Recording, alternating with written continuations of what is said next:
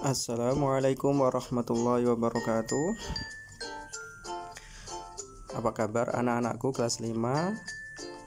Semoga kita semuanya tetap dalam lindungan Allah SWT. Amin amin ya rabbal alamin. Baik anak-anakku, walaupun kita belajar dari rumah, tetap semangat belajar ya. Mari kita awali pembelajaran hari ini dengan membaca basmalah bersama. Bismillahirrahmanirrahim. Baik anak-anak, kali ini pembelajaran kita tentang memelihara kesehatan organ pernafasan. Tema 2, subtema 3, pembelajaran kelima. Tujuan pembelajaran kali ini ada 3. Yang pertama, menjelaskan informasi tentang langkah-langkah membuat gambar cerita.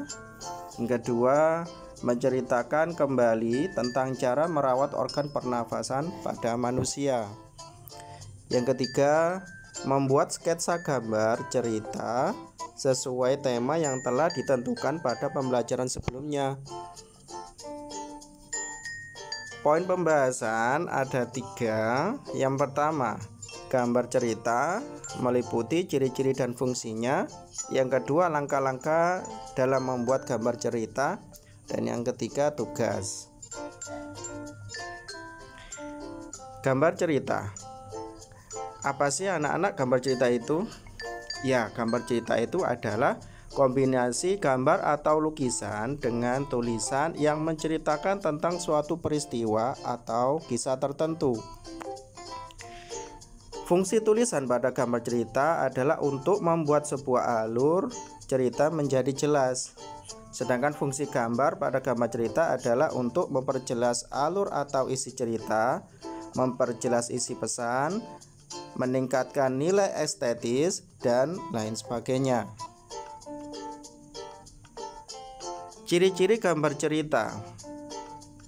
Yang pertama, gambar cerita harus memiliki unsur intrinsik. Karena gambar cerita memiliki unsur intrinsik seperti tema cerita, tokoh, latar, alur, sudut pandang, karakteristik, dan pesan atau amanah. Unsur-unsur intrinsik tersebut disajikan dalam bentuk gambar, tulisan, atau simbol. Ciri-ciri yang kedua, biasanya bahasa percakapan. Pada gambar cerita, bahasa yang digunakan adalah bahasa percakapan sehari-hari agar mudah dipahami pembaca. Ciri-ciri yang ketiga, memiliki panel yang proporsional.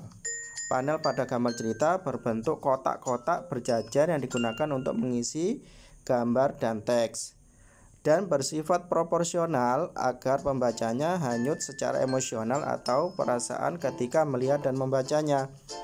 Ciri-ciri yang keempat, terdapat tipografi. Apa sih tipografi itu? Yaitu tata dan gaya atau bentuk huruf tertentu untuk mengekspresikan perasaan. Hal ini digunakan untuk mengekspresikan suasana senang, datar, marah, terkejut, takut, sedih, dan lain sebagainya. Misalnya gaya huruf kapital untuk menunjukkan perasaan atau situasi marah, berteriak, atau terkejut.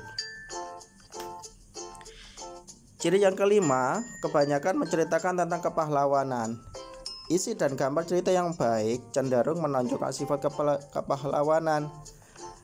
Ciri yang keenam, memiliki balon kata. Balon kata atau balon ucapan yang dapat dalam bahasa Inggris disebut speech bubble, merupakan tempat untuk menulis percakapan atau kata-kata yang diucapkan tokoh. Bentuk dari balon kata adalah bermacam-macam, tergantung fungsinya, yaitu ada yang berbentuk seperti balon, awan, kotak, lingkaran, bergelombang, dan sebagainya. Dengan ekor yang mengarah ke tokoh yang berbicara, balon kata sering terdapat pada komik. Ciri yang ketujuh, terdapat penggambaran watak. Hal ini berkaitan dengan unsur intrinsiknya. Penggambaran watak harus jelas untuk mempermudah pembaca memahami karakteristik tokoh yang ada pada gambar cerita tersebut. Dan ciri yang terakhir, biasanya terdapat humor. Gambar cerita harus terdapat humor ringan dengan bahasa yang mudah dipahami untuk menceritakan emosi pembaca. Nah, itu tadi ciri-ciri dari gambar cerita. Sekarang fungsinya gambar cerita itu apa ya? Yang pertama, lebih mudah memahami suatu cerita. Yang kedua, fungsinya lebih cepat dan singkat. Dan ketiga, menambah nilai keindahan. Dan yang keempat, lebih mudah terbawa perasaan.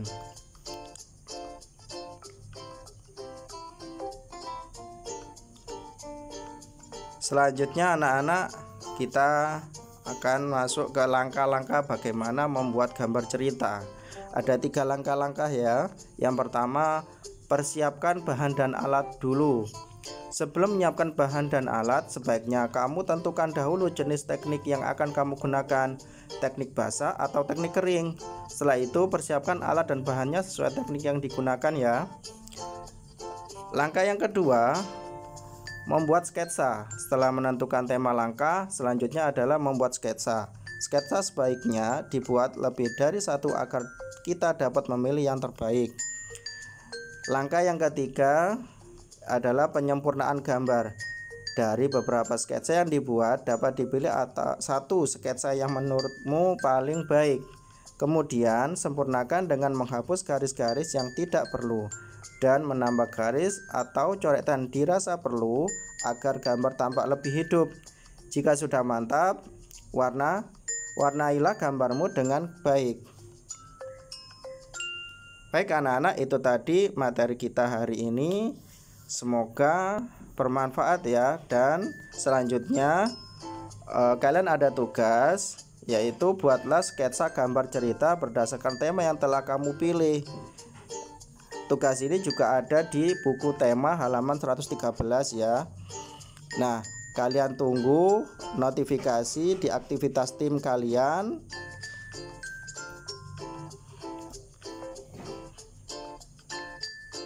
Baik anak-anak, terima kasih sudah mengikuti pembelajaran hari ini.